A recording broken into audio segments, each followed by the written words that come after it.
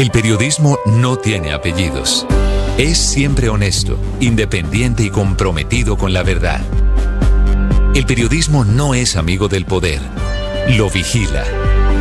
Hoy, Mañanas Blue les ofrece periodismo con contexto. Las dos caras de la moneda, sin exageración, sin especulación. A partir de este momento, Mañanas Blue es periodismo en radio. Bienvenidos. Bienvenidos, muy buenos días, 6 de la madrugada, 40 segundos. Un gusto saludarlos desde esta Bogotá soleada.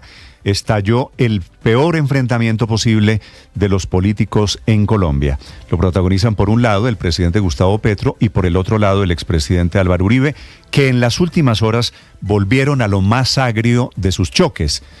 El motivo, amenazas de cárcel, la participación, la actitud de las fuerzas militares ante los problemas de orden público en el país y eso, volver a la guerra en Colombia. Parecía haber entre ellos, entre Petro y Uribe, una especie de tregua de pacto de no agresión personal que se rompió por las críticas a la situación de orden público, pero especialmente por el manejo de las fuerzas militares en momentos de crisis como la actual. Este deterioro de la relación entre Petro y Uribe lleva anoche al expresidente Álvaro Uribe a decirle desde Medellín a Petro que no lo amenace con cárcel, que la situación es tan crítica que podrían volver los paramilitares y que invitar a las fuerzas militares, que es lo que ha hecho Uribe, a que cumplan con su labor constitucional no puede ser interpretado ni rebelión ni sedición, que son los delitos que el presidente Petro le recuerda a Uribe, publicando artículos 2 del Código Penal, diciendo que Uribe había dicho antier en la Universidad de La Sabana,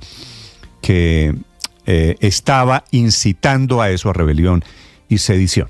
El tema es que Uribe tiene la teoría de que las fuerzas militares están quietas, con las manos atadas, que el ELN está detrás de una idea de la Asamblea Constituyente, que el gobierno quiere forzar unas reformas dañinas para el país. Críticas que por supuesto no le han gustado, que parece increíble, pero no había hecho Álvaro Uribe, que al comienzo del gobierno Petro se habían reunido. Recuerden ustedes, tuvieron 2 reuniones.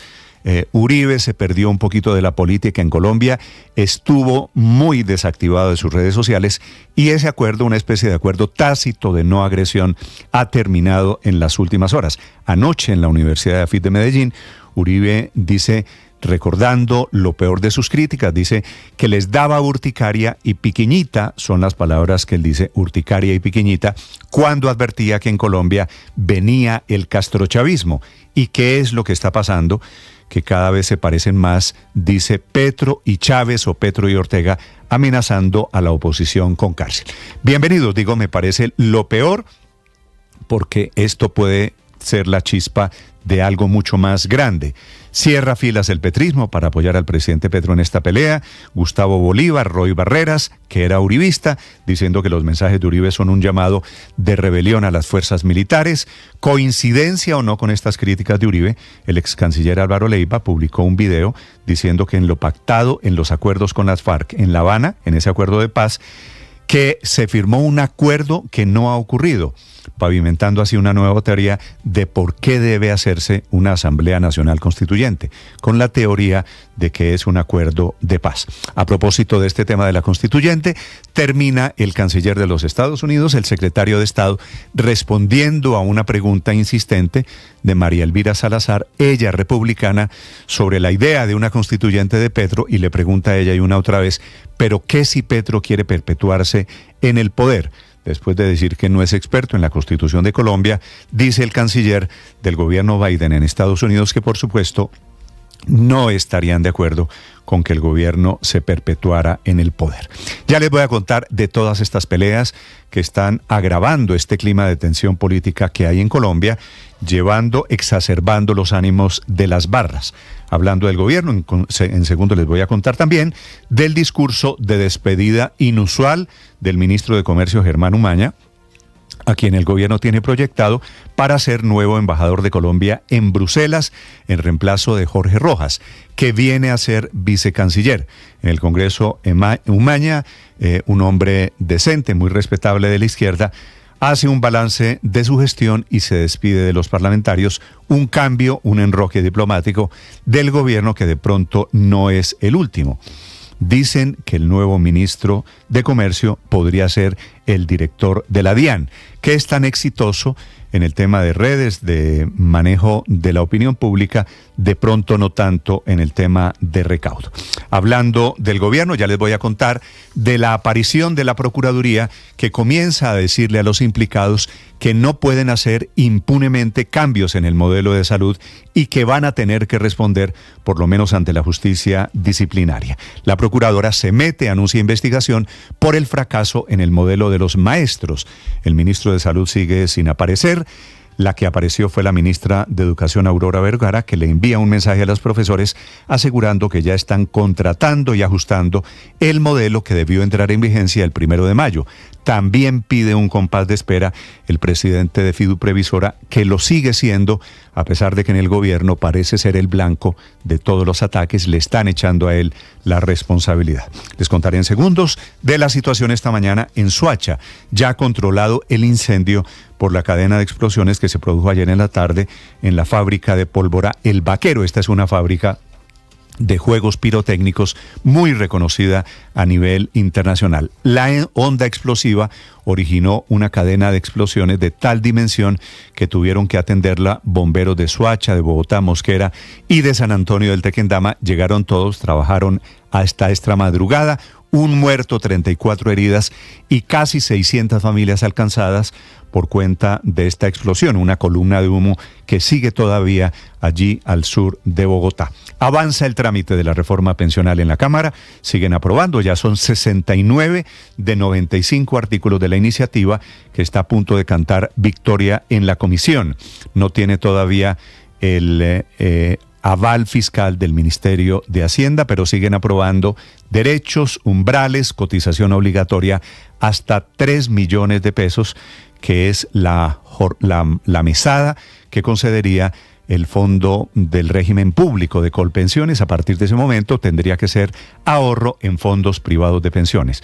Aprobaron pensión anticipada, hijos de crianza, madres cabeza de familia, pero todavía no se sabe cuánto le costará esta cadena de derechos al gobierno. El Ministerio de Hacienda no emite todavía ese respaldo fiscal. Quedan por aprobar las reglas de administración de los ahorros del sistema, los subsidios para adultos mayores y quién va a manejar la plata cuando se produzca ese billonario traslado desde los fondos privados de pensiones. Son las 6 de la mañana, 7 minutos. Es un gusto saludarlos. Hoy es el Día Internacional del Fútbol Femenino. Le seguiremos hablando, por supuesto, de Omar Geles, del conmovedor homenaje que hubo anoche en el que termina participando su mamá, que se enteró a última hora de la muerte. No se la querían decir, es una señora muy entrada en años y termina ayer en la misma tarima donde ganó en el 89 el título de Rey de Reyes, termina viendo anoche un homenaje con Ana del Castillo, con Silvestre Dangond, con los grandes del vallenato, despidiendo a Omar Geles. Les contaré en segundos de la balacera anoche en una clínica de Cali, en donde se metió un sicario a rematar a un hombre que estaban atendiendo en la sección de urgencias. Bienvenidos, es un gusto saludarlos. Hay una mañana muy soleada en Bogotá. Aquí están las noticias en el resumen que preparamos en Voces y Sonidos en Mañanas Blue.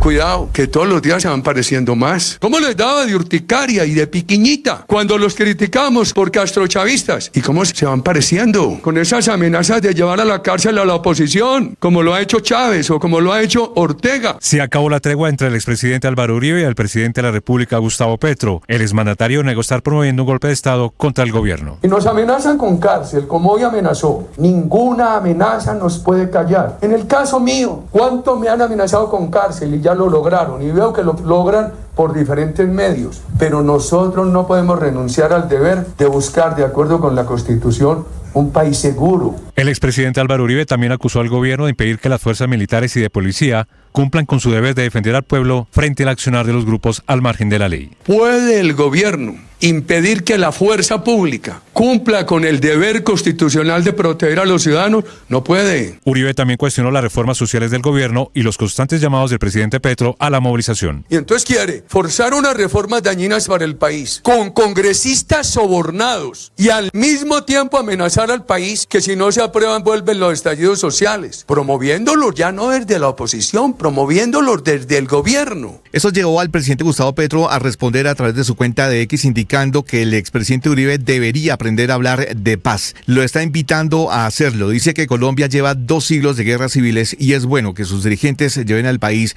hacia la ausencia de la guerra, hacia la paz total. Dios mío, el personal que trabaja allá. Explotó el Baquero, la polvorería en Soacha, impresionante.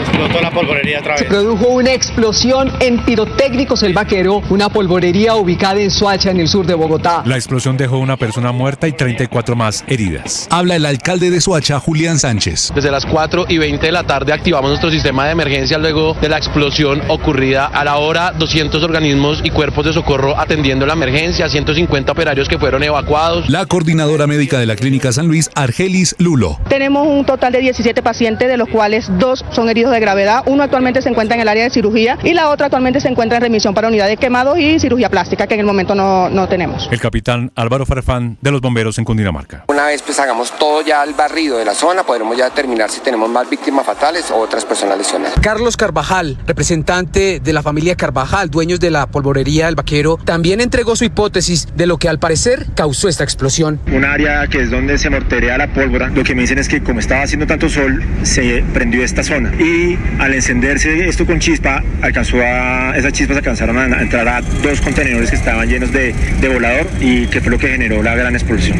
El corazón de la reforma pensional ya pasó el tercer debate. Colombia tendrá un esquema pensional de pilares en el cual los colombianos que ganen 3 millones de pesos o menos se van a quedar en Colpensiones y solo quienes ganen más de 3 millones van a poder pasar una parte de sus ahorros a los fondos privados. La ministra del Trabajo, Lorena Ramírez, sugiere que aún tienen la calculadora en la mano. Ahora tendremos una nueva valoración sobre la base de los nuevos elementos que se han incluido. Hay artículos nuevos y desde luego hay algunas inclusiones que todavía tenemos que modelar y tenemos que mirar lo que significan en su impacto fiscal. Tras conocerse esta noticia, habló el ministro de Hacienda, Ricardo Bonilla. Aquí, tanto en el Senado como en esta comisión, la oposición anda diciendo que el gobierno se va a llevar la plata de los ahorradores. Nada más mentiroso que eso. Para el representante del Centro Democrático, Andrés Forero, esto no quiere decir que vaya a pasar lo mismo con las otras reformas sociales. No, yo no creo que esto sea una mayoría, una aplanadora que pueda aplicarse a otros proyectos necesariamente. En el caso de la reforma laboral hay una resistencia muy grande de muchas de las personas que hoy están acompañando este proyecto de reforma pensional a la aprobación del denominado capítulo de derechos colectivos. El ministro de Salud, Guillermo Alfonso Jaramillo, dejó plantados a los congresistas de la Comisión Primera, quienes lo citaron a debate de control político frente al caos del nuevo modelo de salud del magisterio. El senador David Luna suspendió el debate hasta tanto cuente con la presencia del ministro. Y este debate, en ese ejercicio, no lo adelantaré sino hasta que haya quórum decisorio, hasta que el orden del día esté aprobado y hasta que esté el ministro de Salud, la señora ministra de Educación, el señor gerente de la fiduprevisora. No obstante, la ministra de Educación, Aurora Vergara, asegura que el modelo está funcionando para el magisterio. En este momento estamos estableciendo concertaciones para cumplir el nuevo modelo de salud de los maestros y las maestras. Nuestra preocupación en este momento es garantizar que este modelo funcione bien. Pasadas las 7 de la noche, 2 hombres armados llegaron hasta la clínica Versalles, ubicada en el norte de Cali. Uno de los delincuentes ingresó al servicio de urgencias y asesinó allí a un hombre que recién había llegado con heridas de un primer atentado. Los 2 agresores escaparon en una motocicleta, según lo confirmó el coronel Rubén Gaitán, comandante operativo de la Policía Metropolitana de Cali. Se activa un plan candado por toda la ciudad con el ánimo de dar captura a estos sujetos. De igual manera se destaca un personal de investigación criminal y inteligencia. Nuevo cambio en el gabinete del presidente Gustavo Petro. Se va el ministro de Comercio, Industria y Turismo, Germán Umaña, quien va a pasar a ser el nuevo embajador en Bruselas ante la Unión Europea. A su cargo llegaría el director de la DIAN, Luis Carlos Reyes. Así se despidió el ministro Umaña en el Congreso de la República. Quiero desearles unos éxitos maravillosos y quiero enviarles un abrazo fraterno de un colombiano, de un profesor que solo ha estado en este Congreso tratando de desarrollar lo que he pensado siempre, lo que hemos pensado siempre, lo que ha sido el ejemplo de defensa de los derechos humanos. Desde la 1 de la tarde aproximadamente empezaron los enfrentamientos entre la fuerza pública y un grupo de encapuchados en la calle 72 con carrera 11, frente a la Universidad Pedagógica, cuando encapuchados bloquearon la movilidad en el área, lo que llevó a la intervención de la policía. Durante el enfrentamiento, un autobús azul del SITP fue atacado con palos y piedras por los encapuchados. La policía logró recuperar el autobús después de varios minutos. En la Plaza Alfonso López de Valledupar se llevó a cabo la despedida al cantautor y compositor Omar Geles. Al sitio llegaron artistas de gran envergadura como lo fue Silvestre Dangond, a quien acogió, vio crecer y apadrinó en el vallenato. Yo quiero decirte, mi negro, que este fue el viaje más largo de mi vida aquí a Valledupar. Me levanté muy temprano, con ganas de venir a verte. El canciller Luis Gilberto Murillo anunció que Colombia abrirá próximamente una embajada en Palestina. Instalemos la embajada de Colombia en Ramala, la representación de Colombia en Ramala. Ese es el próximo paso que vamos a dar. Anthony Blinken finalmente respondió cómo reaccionaría Estados Unidos si a través de una constituyente el presidente Gustavo Petro buscaba perpetuarse en el poder al estilo de Hugo Chávez. Presumably that would be something we would object to, but again, I don't want to get into a hypothetical because I just don't know the Presumiblemente eso sería algo a lo que nos opondríamos, pero nuevamente no quiero entrar en hipotéticos, aseguró Blinken, quien además dejó claro que el gobierno Petro fue clave para tomar la decisión de retirar a Cuba de la lista de países que no cooperan en la lucha contra el terrorismo. En México, 9 muertos y al menos 60 heridos dejó el colapso de una tarima en un evento del candidato a la presidencia Jorge Álvarez en Monterrey, en el estado de Nuevo León. En la cuarta fecha de los cuadrangulares finales del fútbol colombiano por el Grupo A, Bucaramanga igualó sin goles con Millonarios en la capital santanderiana, mientras que Pereira empató 0-0 con Junior de Barranquilla en casa, resultados que dejan a Pereira como líder con 7 puntos, escoltado por Bucaramanga y Junior con 5, y de último Millonarios, que se encuentra con 4 unidades. Hoy continuará la fecha con los partidos correspondientes al Grupo B entre Deportes Tolima y La Equidad, y con el duelo entre Independiente Santa Fe y Once Caldas. Estás escuchando Blue Radio. Escanea este código y suscríbete a nuestro canal de YouTube, @Blue Radio Co. Y disfruta y participa de la programación de Blue Radio. Blue Radio, le ponemos cara a la radio. Blue Radio, la alternativa.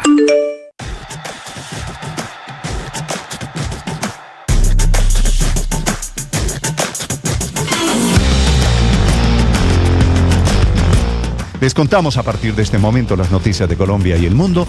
Bienvenidos, aquí está el resumen. Lo preparamos en voces. Claro. Pero la factura la Vamos con las noticias, una agenda cargada de información. Sin pena, sin pena. Se queda con la factura.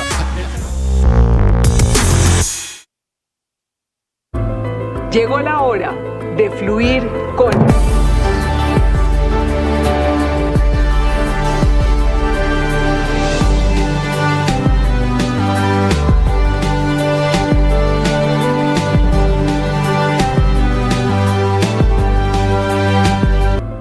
Llegó la hora de fluir con el planeta. Y actuar para proteger las reservas de agua que nos quedan. Únete a esta corriente y juntos cuidemos el agua.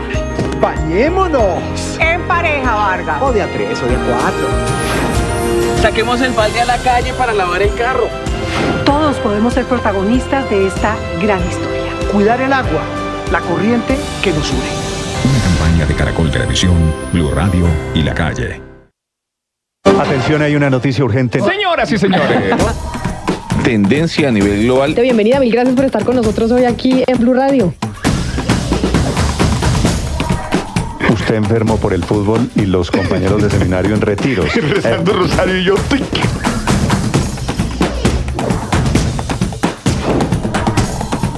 Hay noticia del momento urgente en Blue Radio.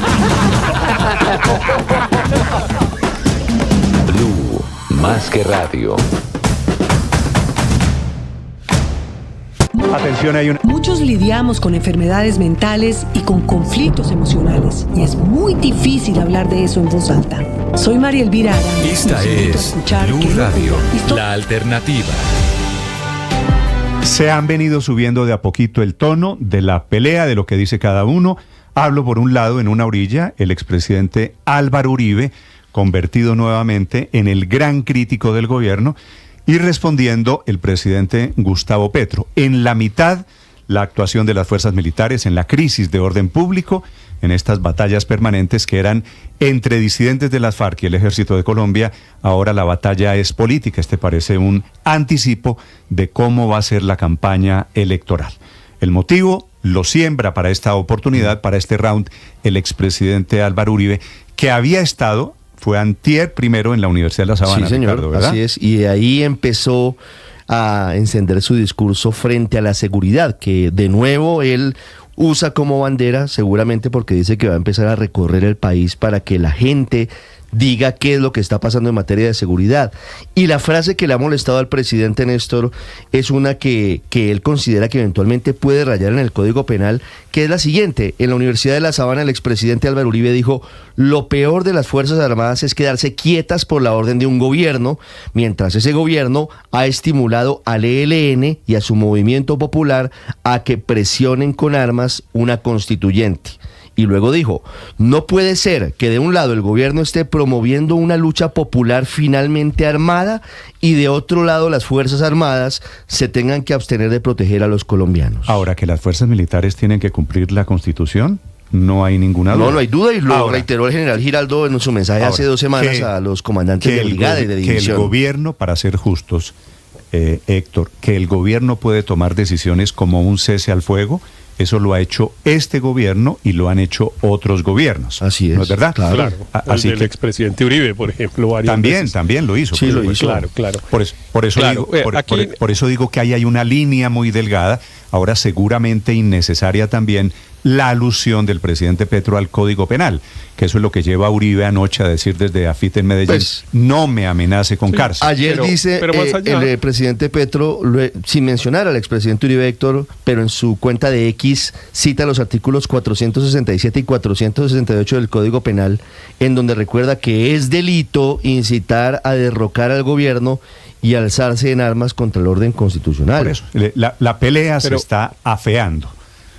Pero más allá de los detalles, Néstor y Ricardo, yo creo que lo importante es tratar de tener una respuesta a la pregunta de si el presidente Uribe va a asumir la vocería de la oposición, que hasta ahora no había encontrado voceros. Porque esa es la verdad, el gobierno del presidente Petro pues tiene una posición muy fuerte, pero en realidad no tiene un vocero de peso, digamos, un general. Tiene una serie de congresistas destacados, importantes, es que por eso digo, pero que ninguno se puede atribuir la jefatura de la oposición. La intentó tener Germán Vargas también en algún momento, pero no se la reconocieron en el Centro Democrático y en otros sectores. Entonces la pregunta es si finalmente el presidente Uribe tomó la decisión de volver a ser gran protagonista. Y usted sabe que la respuesta es por supuesto que sí. Es que Uribe anuncia que va a recorrer al país. Y Uribe, por el tono que ustedes van a escuchar, Héctor, se está metiendo nuevamente, por eso digo desde muy temprano, eso que parecía un acuerdo tácito desde el comienzo del gobierno Petro. Se habían reunido los dos, Petro y Uribe, ese acuerdo de una especie de hagámonos pasito, yo creo que ha terminado. Y lo de anoche en EAFIT es tal vez una demostración. 6:23 a.m, lo de EAFIT es un Uribe muy duro, como en las épocas de Uribe candidato o precandidato. No estoy diciendo que lo vaya a hacer, pero sí es un Uribe muy metido en política, porque ha visto cómo Petro lo provoca y cómo Petro asusa las barras. Pero, Néstor, tal vez la gran diferencia entre el Uribe combativo que vimos contra el entonces senador Gustavo Petro en otros tiempos, es que el expresidente Uribe, incluso lo dice anoche en EAFIT, se cuida de decir: esto lo digo respetando a la persona. Sí. Hablo de los programas y hablo del gobierno y no de la persona. Pero en cualquier caso, digo, va a ser muy interesante, pero es peligroso este nivel de agresión, que es el capítulo de hoy. Carolina Otero.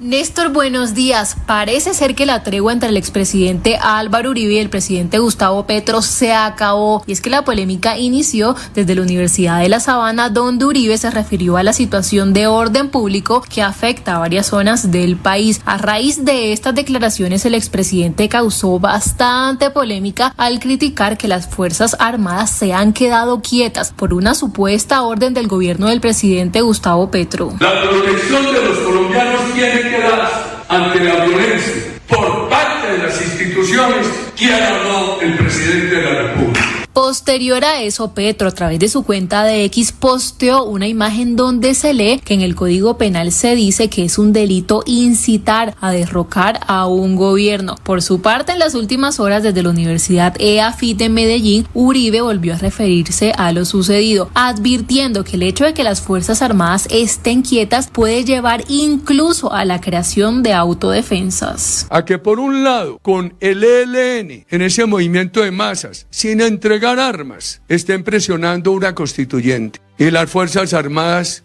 sin equipos. Por favor, ¿a dónde nos puede llevar esto? El país no puede olvidar que antes del paramilitarismo terrorista y narcotraficante hubo autodefensas y que eso se creó en un momento en muchas partes por estados de necesidad. Y Uribe tampoco desaprovechó esta oportunidad para volver a referirse a las reformas sociales que adelanta el gobierno nacional que tanto ha criticado. Y es que asegura que se pretende adelantar estos proyectos con congresistas sobornados y además con el presidente Petro amenazando con volver a hacer estallidos sociales en caso de que éstas no se aprueben. Y en cuanto al trino del presidente, también les respondió diciéndole que dejara de amenazarlo con meterlo a la cárcel. Esas amenazas de llevar a la cárcel a la oposición, como lo ha hecho Chávez o como lo ha hecho Ortega. Y ante el cruce de palabras de estas dos figuras, varios personajes se han pronunciado. Por ejemplo, el excomandante Eduardo Zapateiro salió en defensa del expresidente. Todo este desastre que el mismo gobierno ha venido construyendo desde el inicio con sus decisiones. Y referente a esto, el jefe de Estado volvió a pronunciarse asegurando que invita a Uribe a hablar de paz, ya que según él Colombia lleva 2 siglos de guerras civiles y ya es bueno que sus dirigentes lleven al país hacia la ausencia de esta. Y por último, el presidente Petro no se quedó solo, porque el director del Departamento de Prosperidad Social, Gustavo Bolívar, salió en su defensa, asegurando que ¿qué le hubieran dicho a Petro si durante los mandatos de Uribe hubiera incitado a las Fuerzas Armadas a insubordinarse? Ahí está pintado el Chávez colombiano. En eso terminó convertido Uribe en un adicto al poder. Fue lo que dijo el funcionario a través de su cuenta de X. Sigue la tensión entre estas dos figuras políticas de Colombia, que al parecer no se han podido poner de acuerdo. Carolina Otero, Blue Radio. Paola Ochoa es periodista. Está en Mañanas Blue.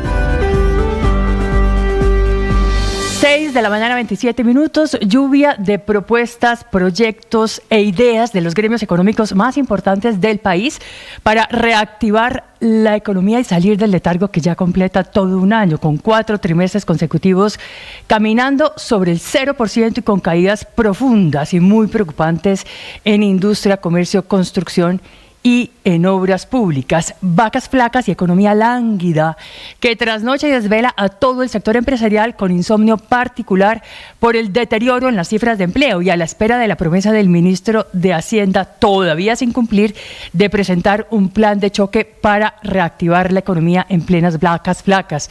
Política contracíclica que todavía no llega, que todavía no presenta el gobierno nacional y que tiene al sector privado intentando llenar ese vacío con una serie de reflexiones para salir de la mala racha y con recetas desde la ANDI, FENALCO, Camacol y ayer también con propuestas desde la Cámara Colombiana de la Infraestructura, que en una carta de 3 páginas al ministro de Hacienda, Ricardo Bonilla, al ministro de Transporte, William Camargo, y al director de Planeación Nacional, Alexander López, les recuerda que la inversión en infraestructura es un motor dinamizador de la economía y fundamental dentro de cualquier plan de choque, dada su condición contracíclica, que como la palabra lo indica, contracíclica, sirve para impulsar el gasto público de la economía en ciclos malos y en épocas de crisis. Y por ello propone, por ejemplo, resolver la problemática técnica y financiera que hay hoy en 4 corredores viales estratégicos para el país: Quibdó, Medellín, Pasto, Popayán, Bogotá, Villavicencio y otras vías de fronteras, por ejemplo, en los Santanderes. Todo lo cual serviría para avanzar con metas precisas en el tiempo y sería un ejercicio que puede hacer el ministro de Hacienda junto con también la cartera de transporte para meterle más gasto público, para meterle más plata a la economía y para ver si este año crecemos algo más allá del 1%, que es lo que proyectan todos los organismos internacionales y también dentro del país. Camila Carvajal es periodista. Está en Mañanas Blue. 6 de la mañana, 29 minutos. Nada que se resuelve la crisis en la Universidad Nacional. Casi 2 meses de paro y la salida sigue sin verse cerca. En medio de las críticas a la elección del rector, los estudiantes por fin tienen nueva representante para el Consejo Superior. Con 3.494 votos, apenas 60 votos más que el voto en blanco, la elegida es Laura Vianey Quevedo, quien desde el 1 de junio tendrá voz y voto en ese Consejo Superior, tan polémico, tan cuestionado y en la encrucijada de cómo salir de la crisis, si dejar a Ismael Peña de rector o elegir a otro, como pide una parte del estudiantado, la que está en paro. Ella tendrá voz y voto para que así cambien las cuentas y se pueda mover el quórum que se necesita y las mayorías necesarias para tomar una decisión. A eso se suma la diferencia cada vez más profunda entre estudiantes y profesores dentro de la misma universidad. Mientras unos están en paro, otros están pidiendo que los dejen volver a clases, que se acabe el paro, eso sí, resolviendo los reclamos de fondo en la elección del rector. Un grupo de profesores y estudiantes de esta Universidad Nacional de Colombia se fueron ayer a la Plaza de Bolívar para que simbólicamente pudieran asistir a clase. La actividad se llamó Clases en la Calle, diciendo que primero hay que volver a las actividades académicas y segundo, no solo se protesta tirando piedra y enfrentándose con la policía, en un mensaje también a esos encapuchados que se han tomado la universidad. Estas clases a la calle las hicieron para defender la autonomía universitaria, tan en la cuerda floja en estos días en los que el gobierno quiere tomar e insiste en tomar el control. Muchas protestas, simbólicas unas, violentas otras, pero de fondo la situación de la universidad sigue sin resolverse. Ricardo Ospina es periodista. Está en Mañanas Blue. Son las 6 de la mañana y 31 minutos. Sigue teniendo muchos desarrollos mediáticos el escándalo de corrupción en la unidad de gestión de riesgo, lo cual contrasta con lo que conocemos públicamente sobre las investigaciones penales en torno al caso, que por ahora es poco. No se sabe cuál es el nivel de investigaciones que adelanta la Fiscalía después de haber tenido las citas con Olmedo López, exdirector de gestión de riesgo, y Sneider Pinilla, exsubdirector de esa misma dependencia.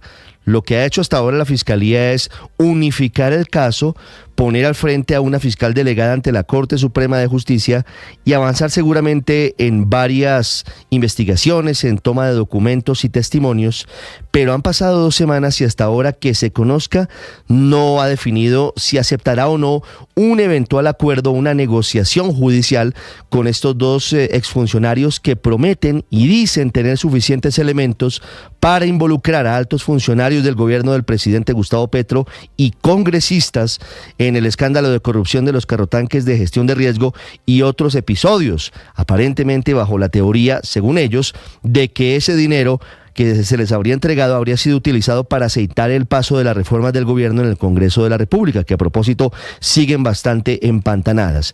Y han pasado 2 semanas y por ahora lo que se denuncia por parte de algunos de los involucrados son supuestos seguimientos y también hablan de la posibilidad de que se expidan órdenes de captura en su contra antes de que se defina si la Fiscalía acepta o no la negociación como un principio de oportunidad.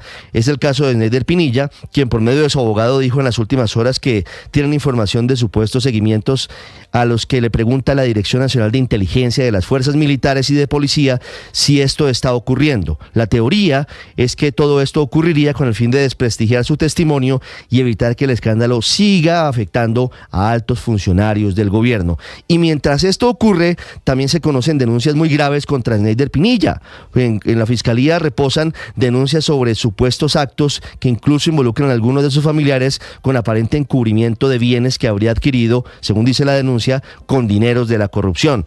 Esa denuncia también marcha y está siendo investigada por la justicia. Pinilla lo niega. Pinilla dice que esta es estrategia de opositores políticos que denunciará oportunamente ante las autoridades.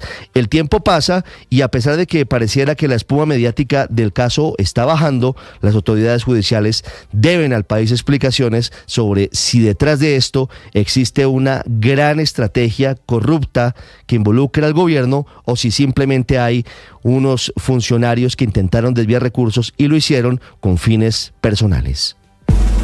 María Camila Orozco es periodista. Está en Mañanas Blue. Ya son las 6:34 de la mañana. Pocas veces el CTI de la Fiscalía actúa contra sus propios funcionarios, los de la Fiscalía General de la Nación. Pasó hace algunas horas cuando el cuerpo técnico llegó hasta la oficina de una fiscal en Bogotá y la capturó. Le pasó a la fiscal María Margarita Rueda, directora del despacho 184 de la Unidad de Delitos contra la Libertad, la Integridad y la Formación Sexual, ahora acusada de haber archivado 27 investigaciones contra abusadores sexuales de menores de edad en Colombia. Sobre los procesos que estaban en poder de esta fiscal, se habrían ordenado el archivo en 2 ocasiones con el argumento de que existía la atipicidad de la conducta, que es la forma de decir que no existe ese delito o por lo menos esa conducta en el Código Penal. Un ejemplo es cuando el delito que se imputa es porte ilegal de armas y la conducta es que portaba un juguete idéntico a un arma de fuego.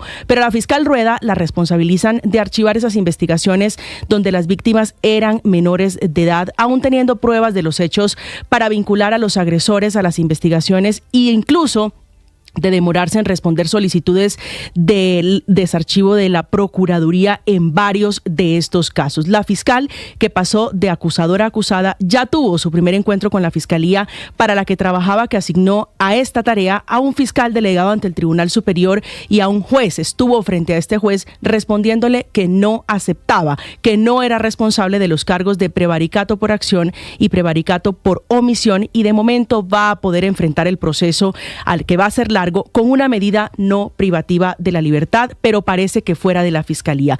Esta mañana es intenso el movimiento Yo Sí Te Creo. Hay varias personas invitando en redes sociales a denunciar si han sido víctimas de la fiscal, que están diciendo archivó a motu propio, archivó por su decisión estas 27 investigaciones contra presuntos abusadores sexuales. Estás escuchando Blue Radio. Escanea este código y suscríbete a nuestro canal de YouTube, @Blue Radio Co. Y disfruta y participa de la programación de Blue Radio. Blue Radio, le ponemos cara a la radio. Blue Radio, la alternativa.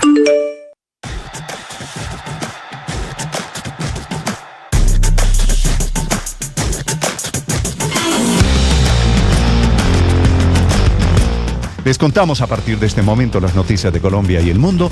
Bienvenidos, aquí está el resumen. Lo preparamos en voz. Sí, claro. Pero la factura la Vamos con las noticias, una agenda cargada de información. Sin pena, sin pena. Se queda con la factura. Muchos lidiamos con enfermedades mentales y con conflictos emocionales, y es muy difícil hablar de eso en voz alta. Soy María Elvira Arango y los invito a escuchar Qué Locura, historias reales de lo que no se habla, con testimonios conmovedores y con expertos y especialistas. Escúchenos, este es un lugar seguro. Este podcast es impulsado por porquequieroestarbien.com, el programa de salud mental de la Fundación Santo Domingo. La producción es de La No Ficción y Boombox de Caracol Televisión. Encuentre todos los episodios del podcast en boombox.com o en su plataforma de audio favorita. Boombox Podcast, un mundo por escuchar. Boombox. Atención, hay una noticia urgente. Señoras y señores. Tendencia a nivel global. Bienvenida, mil gracias por estar con nosotros hoy aquí en Blue Radio. Usted enfermo por el fútbol y los compañeros de seminario en retiros. Rezando rosario y yo.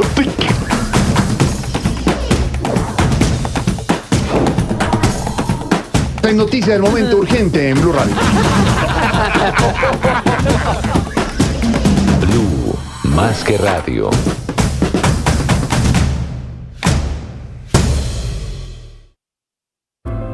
Llegó la hora de fluir con el planeta. y actuar para proteger las reservas de agua que nos quedan. Únete a esta corriente y juntos cuidemos el agua. ¡Bañémonos! En pareja, Vargas. O de a tres. Esta es Blue Radio, la alternativa. Soleada mañana en Bogotá, 6 de la mañana, 38 minutos. Padre Linero, buenos días. Buen día, Néstor. Feliz, contento con este amanecer bogotano. Usted sabe que esta Bogotá es la que a mí me... Yo sé. Me pone así, me hace acordar al Caribe. Tú sabes. Yo sé, claro. Oye, Néstor, ayer estuve atento al homenaje al maestro Omar Geles. Salió muy conmovedor. Muy sentido, eso, ¿no? ¿sabe? Me golpeó mucho cuando doña Hilda, la mamá de Omar, estuvo cantando esa canción Los Caminos de la Vida. Sí, muy esa canción Mi Historia o Historia. Muy impresionante. Doña Hilda debe tener 80 y pico de años, algo más, ¿no? claro. Si Omar Geles iba a cumplir 58, doña Hilda diciendo, no le voy a cumplir la promesa de que no iba a guardar luto. Seguramente habían hablado en algún momento, claro, del tema de la muerte. Es que siempre es muy difícil ver a una mamá enterrando a un hijo, ¿no es verdad? No, eso no. Porque la lógica de la vida es dice, al revés. Sí, claro, dice que son los padres. Lo normal es que los hijos enterramos a los padres. Ya les voy a contar desde Valledupar, en donde termina en concierto, muy a lo vallenato. Muy a lo vallenato. Allá las penas se ahogan con acordeón, allá las penas se ahogan con paseos, con sones, el son sobre todo, que es el más triste. El son que es muy solemne, ¿no? Sí, muy funerario. ¿Verdad? Sí, el son es para eso, para los lamentos, casi que son expresiones del alma, quejidos del alma. Anoche terminan, María Consuelo, en la misma tarima, esto es la tarima Francisco el Hombre, ¿verdad? Sí. En donde fue coronado el Rey de Reyes, Omar Geles. Año 89. Terminan cantando allí Silvestre Dangond, Peter Manjarrés, Ana del Castillo, es decir, los grandes Karen del vallenato Sarazo, haciéndole... Yo la verdad, para serle sincero, me estoy enterando de la dimensión de Omar Geles ahora por cuenta de su muerte. Claro, pero con un cariño muy legítimo del pueblo. Es que Omar, además de ser un artista integral, fue un ejemplo de superación, fue un ejemplo de talento al servicio de la movilidad social, de que su propio éxito viniera de su cabeza, de su trabajo, de su sudor. Y eso es un ejemplo para Valledupar muy grande y para el pueblo en general. Néstor, hay una canción de él que se llama Historia, donde él comienza diciendo que él pensaba que su vida iba a ser muy triste, porque su papá lo abandonó muy rápidamente cuando él estaba pequeño. Y entonces dice, pero antes de irse dejó un acordeón para que mi hermano aprendiera. Y ahí comenzó a crecer el vallenato en mi alma. El del acordeón iba a ser el hermano. Claro, el papá le compró antes de irse, con otra señora, le dejó eso. Es una canción preciosa. Yo también estoy de acuerdo con María Consuelo. Es una historia de superación a partir del talento. Debo reconocerles a ustedes, a María Consuelo, los vallenatos, a usted, Padre Linero, a los costeños, que tienen una gran capacidad para convertir inclusive un momento como esto en algo poético. Claro. ¿No? Los cachacos lo volvemos drama, ustedes lo vuelven poesía. La muerte de Omar Geles termina en este homenaje que le rinde Valledupar, que le rinde la gente que sigue el vallenato, encabezados increíblemente por la mamá de Omar Geles, por doña Hilda, una mujer que termina cantando la canción, el himno de Omar Geles anoche en la Plaza Francisco el Hombre, se llama, ¿no? En la Plaza Alfonso López. La Plaza Alfonso López, la tarima se llama. Así es, Francisco el Hombre. 6 de la mañana, 42 minutos. Vanessa Saltarriaga. Néstor, buenos días. Efectivamente, la despedida de Omar Geles ha sido una entre versos entonados con la voz quebrada y con lágrimas en el rostro por un amigo del vallenato que partió.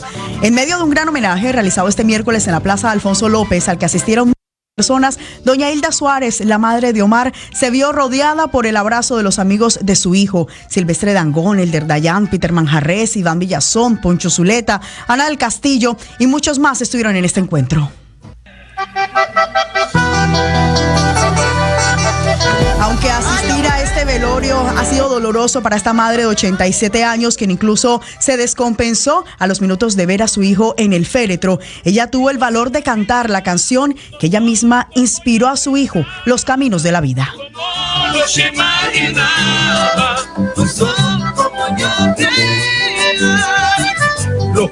Incluso doña Hilda tomó el micrófono para confesar a los que estaban allí que le iba a romper una última promesa que le hizo a su hijo.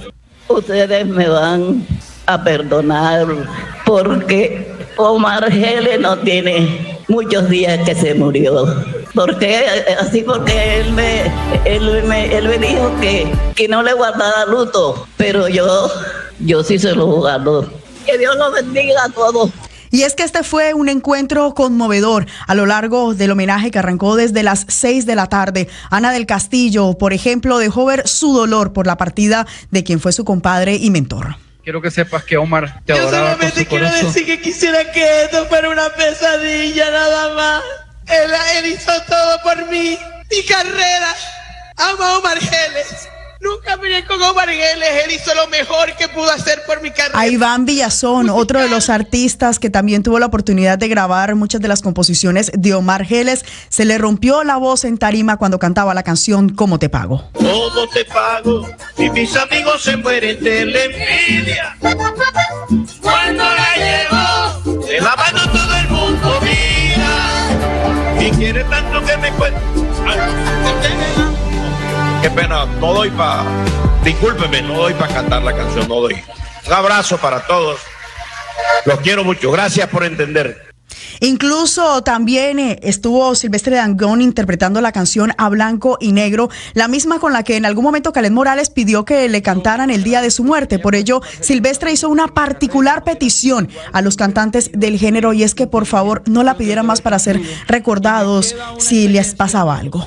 Todos, por favor, a los artistas vallenatos, no digan más que lo recuerden con la canción A Blanco y Negro. Primero fue Kaleth y ahora Omar Geles, compuesta por él mismo. Si eso era lo que querías, eso te voy a dar, mi negro. Esto que dice así.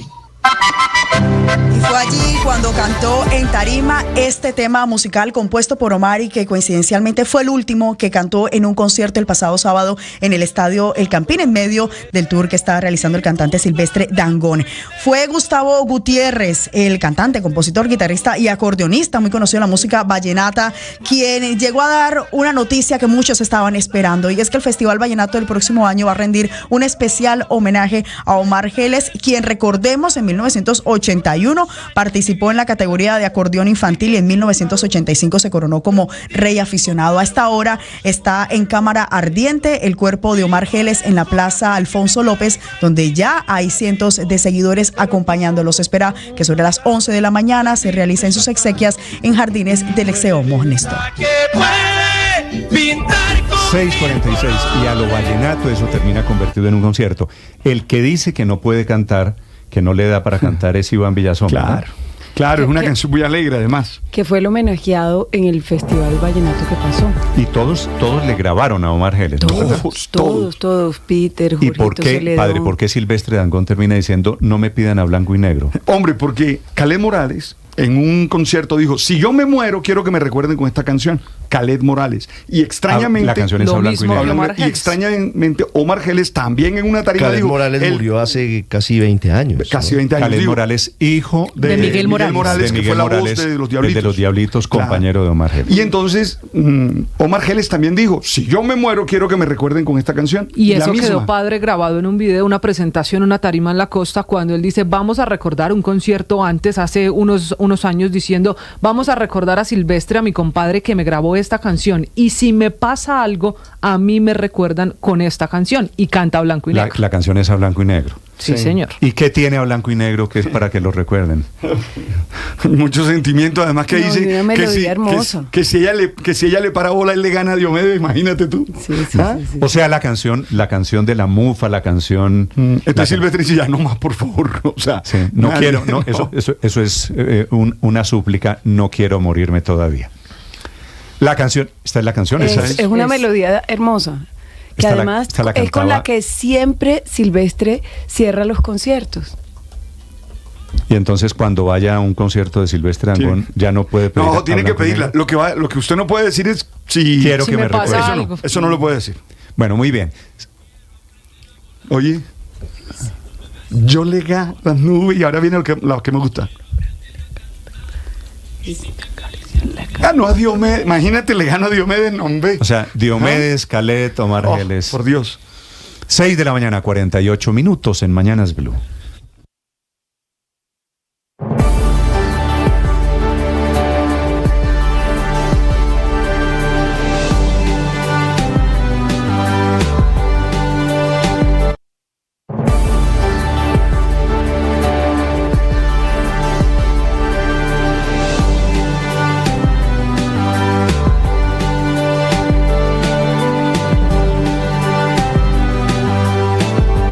6 de la mañana, 48 minutos. Está controlada la situación en la polvorería. Se llamaba El Vaquero, una de las grandes industrias de los juegos pirotécnicos que operaba allí en Soacha. Una chispa prendió una cadena de explosiones que termina en eso que hubiera podido ser, la verdad, una tragedia muchísimo mayor. Casi 600 casas afectadas, una persona muerta, 150 trabajadores evacuados de esos bodegones, de esos contenedores en donde estaba archivada, en donde estaba guardada la pólvora. Desde Soacha, esta hora César Chaparro. Néstor, buenos días. Pasada las 4 de la tarde, una fuerte explosión se sintió en la polvorería El Vaquero del municipio de Soacha, Cundinamarca, muy cerca a Bogotá, lo que causó la muerte a una mujer y dejó 33 personas heridas, según el reporte más reciente del alcalde de este municipio, Julián Sánchez Perico. Lamentamos lo ocurrido en la polvorería El Vaquero. Desde las 4:20 de la tarde activamos nuestro sistema de emergencia luego de la explosión ocurrida aquí. A la hora, 200 organismos y cuerpos de socorro atendiendo la emergencia, 150 operarios que fueron evacuados, 29 heridos que están siendo atendidos en la red de salud de la ciudad de Soacha. Lamentamos una persona fallecida y por supuesto a esta hora con el 80% de control de la emergencia, esperando finalizar esas zonas. Por su parte, el comandante de bomberos de la zona, el capitán Álvaro Farfán, también entregó detalles de lo que sucedió en la polvorería. Bueno, al momento las causas están por establecer. Una vez ya terminemos de hacer el control total del incidente, ya con nuestro personal de bomberos, de manera articulada con la policía, con el grupo especializado también de antiexplosivos y también con los responsables y administradores de la empresa, podremos ya empezar a determinar realmente cuáles fueron las causas y dónde se originó este siniestro como tal. Mientras la explosión dejó 32 heridos, uno con graves lesiones en todo su cuerpo y que fue trasladado al Hospital Simón Bolívar, en la capital del país. Al sitio llegó Carlos Carvajal, representante de la familia Carvajal, dueños de la polvorería El Vaquero, y explicó para él cuál fue la causa de la explosión. Bueno, ya eran las 4:30 de la tarde, ya estaban terminando labores y un área que es donde se morterea la pólvora es azufre, nitrato y carbón, que la pólvora es la base de la mayoría de los productos. Lo que me dicen es que como estaba haciendo tanto sol, se prendió esta zona. Es lo que creemos. Y al encenderse esto con chispa, esas chispas alcanzaron a entrar a 2 contenedores que estaban llenos de volador y que fue lo que generó la gran explosión. ¿Cree usted que falló algo de tanta experiencia que ustedes han tenido en estos procesos, en los protocolos de seguridad? ¿Cree usted que falló algo aquí?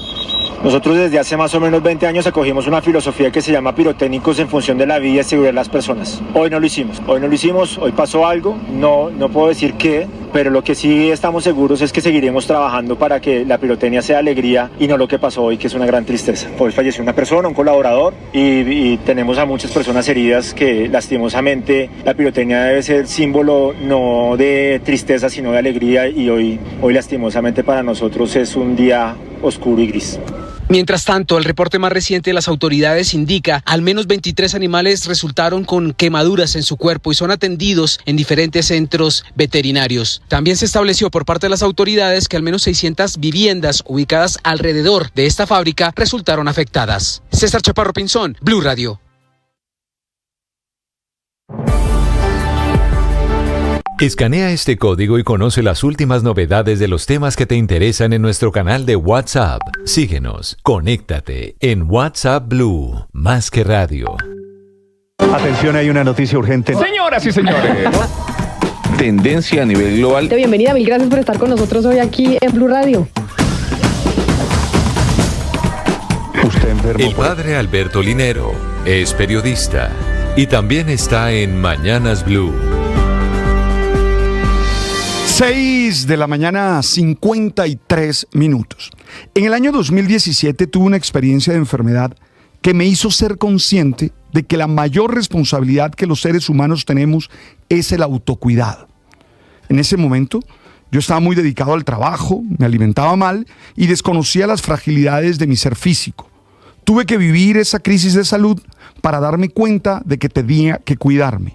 Por eso hoy quiero hablar del autocuidado. Entiendo el autocuidado como ese conjunto de acciones que realizamos para cuidar nuestra salud física, mental y emocional.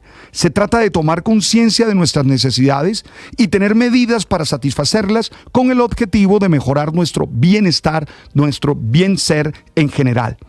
La pregunta que nos hacemos es ¿cómo nos cuidamos? Te propongo que tengamos 4 acciones concretas para hacerlo. Una, obviamente, el cuidado físico. Esto significa alimentarse bien, hacer ejercicio regularmente, dormir lo suficiente y evitar cualquier exceso. El segundo es cuidar la salud mental y emocional. Eso va en tratar de dedicarle tiempo a actividades que nos relajen, que nos hagan sentir bien, leer, escuchar música, pasar tiempo con la naturaleza, practicar la atención plena, aprender a manejar el estrés y buscar ayuda profesional si es necesario. El tercero es cuidar las relaciones interpersonales, pasar tiempo con los seres que uno ama. A veces, por tanto trabajo, tanta preocupación, descuidamos a las personas que son valiosas en nuestra vida. Cultivar relaciones positivas, gente que nos aporte y nos ayude a crecer. Establecer también límites saludables. Hay personas a las que hay que decirle, oye, hasta aquí, no más. Y no tener miedo al placer, dedicar tiempo a hacer lo que te gusta y lo que disfrutas. Y lo cuarto, hacer cosas que nos llame al placer, que nos gusten. Dedicar tiempo a los hobbies, a los intereses. Aprender a decir no a las peticiones que te sobrecargan o que no te hacen bien. Tomarse tiempo para ti, disfrutar momentos de soledad y tranquilidad. Y claro, tener una experiencia espiritual que te conecte con lo mejor de ti y te permita otear la vida. Oye, definitivamente necesitas cuidarte. Si no te cuidas, no vas a ser feliz. Las victorias y derrotas, la pasión y la afición en juego y los datos de lo último en deportes se lo presenta Mañanas Blue.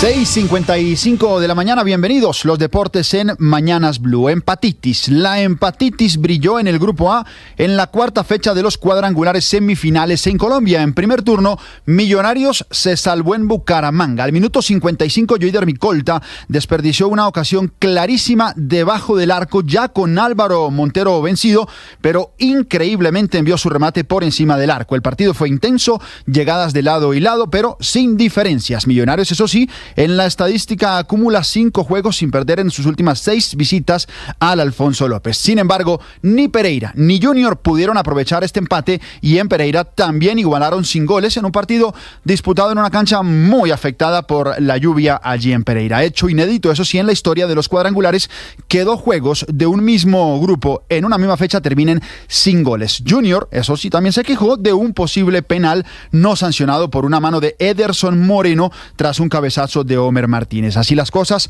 Pereira conserva el liderato y 2 puntos de ventaja sobre Bucaramanga y Junior. Millonarios es último a 3 del cuadro Matecaña a falta de 2 fechas. Solamente 3 puntos de diferencia entre el primero y el cuarto en el grupo. En la próxima jornada, el Grande Matecaña repite de local, recibe allí a Millonarios y Atlético Bucaramanga visitará a Junior en Barranquilla. Estos partidos serán el próximo sábado. Hoy concluye la cuarta fecha de los cuadrangulares con la acción del Grupo B. Tolima recibe a La Equidad y Santa Fe al Once Caldas. Recordemos que el Cardenal es líder con 7 puntos, 2 más que el Once Caldas y 3 más que el Tolima. Equidad, último del grupo, por ahora no ha sumado una sola unidad.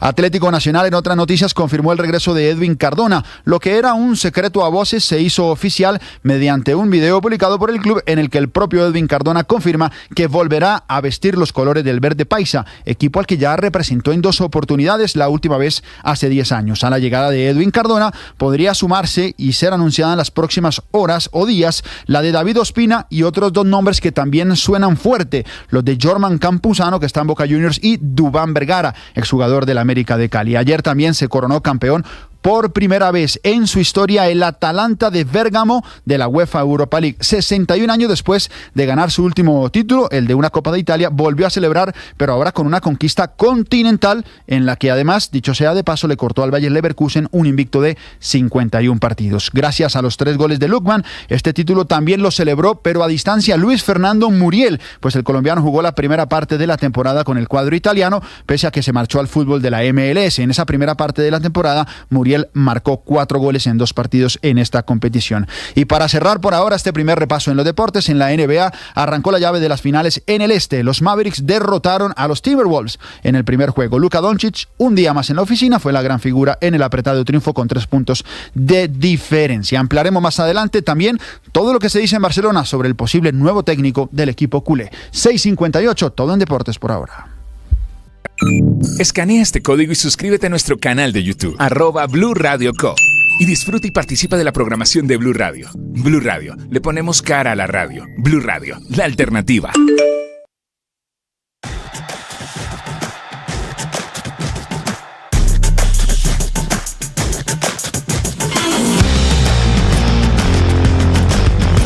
Les contamos a partir de este momento las noticias de Colombia y el mundo. Bienvenidos, aquí está el resumen.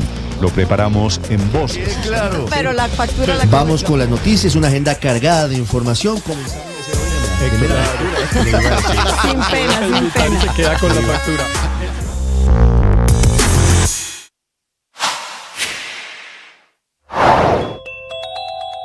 Estalló el peor enfrentamiento posible de los políticos en Colombia. Lo protagonizan por un lado el presidente Gustavo Petro y por el otro lado el expresidente Álvaro Uribe, que en las últimas horas volvieron a lo más agrio de sus choques.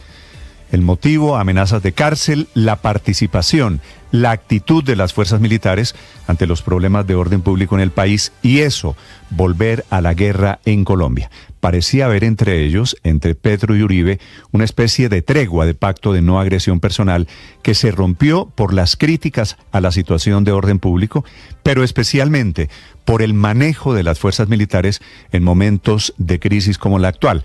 Este deterioro de la relación entre Petro y Uribe lleva anoche al expresidente Álvaro Uribe a decirle desde Medellín a Petro que no lo amenace con cárcel, que la situación es tan crítica que podrían volver los paramilitares y que invitar a las fuerzas militares, que es lo que ha hecho Uribe, a que cumplan con su labor constitucional no puede ser interpretado ni rebelión ni sedición.